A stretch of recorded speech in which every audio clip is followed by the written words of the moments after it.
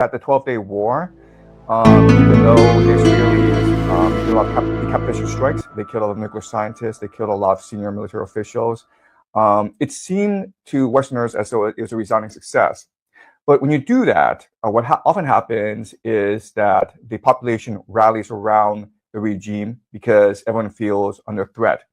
Also, I hate to say this, but when you actually remove some of the senior leadership, it actually makes the military much more vibrant, much more dynamic. The reason why is that you allow for much more vigorous, much more creative individuals to rise in the system.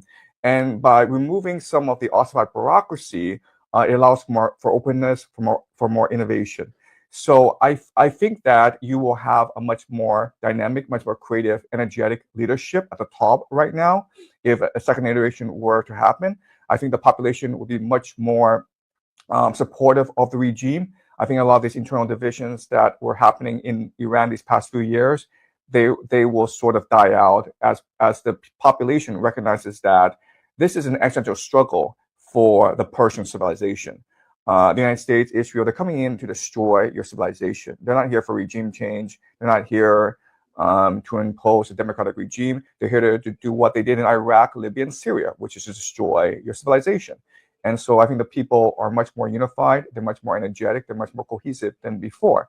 Also, the Iranians probably learned a lot about Israeli and American capacities during the 12-day war. They know how the Israelis will go about fighting this war, and they know how America will support Israel. So the Iranians are able to basically game theory out the scenario, and they're able now to develop much more effective countermeasures. Remember that the mainstream of the Iranian military are drones and intercontinental ballistic missiles.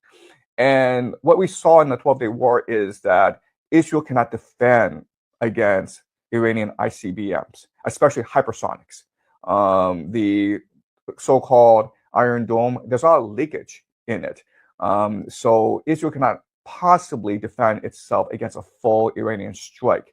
And so I think that the Iranian military is going into this second round with much more energy and much more confidence. It's really the center of world civilization. It's a cradle of civilization. And we think that, the Middle East is rich with oil, and that is certainly true. But its major geopolitical significance is the fact that it's the center of global trade.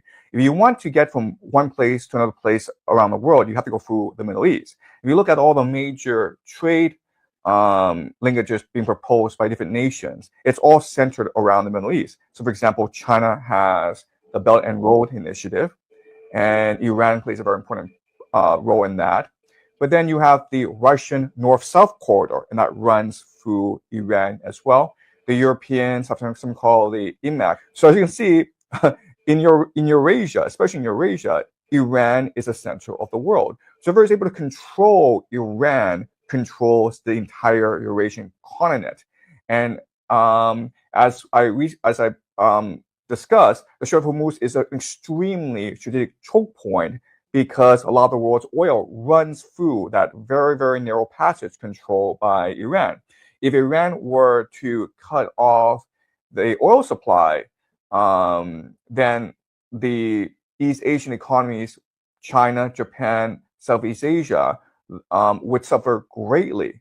So I don't see how, if a conflict arises in the Middle East between Israel, United States, and Iran, I don't see how this could not engulf the entire world at some point. So that's the conundrum that the world faces. The center of the world is in the Middle East. If a conflict arises in the Middle East, global trade, global oil supply, it is severely hampered.